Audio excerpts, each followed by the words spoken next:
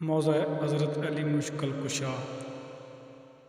حضرت علی علیہ السلام شہر ایران میں ایک لکڑہارا رہتا تھا جو بہت ہی غریب تھا۔ وہ لکڑیاں بیچ کر اپنا اور اپنے بال بچوں کا گزارا کیا کرتا تھا۔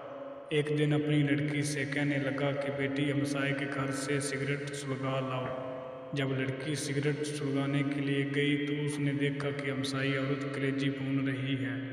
اس لڑکی کا دل کلیجی کھانے کو چاہا لیکن اس عورت نے توجہ نہ کی۔ لڑکی نے دروازے سے باہر آ کر سگریٹ بجھا دیا اور پھر سگریٹ سلگانے کے لیے اندر چلی گئی، یہ اس لیے کہ شاید اب کی دفعہ ہمسائی عورت مجھے کلیجی کھانے کو دے دے، مگر اب بھی اس نے کلیجی کھانے کو نہ دی۔ لڑکی بےہوش ہو کر چلی آئی۔ اتنی دیر میں سگریٹ سلگ کر آدھا رہ گیا۔ جب باپ کو سگریٹ دیا تو اس نے کہا کہ بیٹی آدھا سگریٹ خود پی آئی ہو۔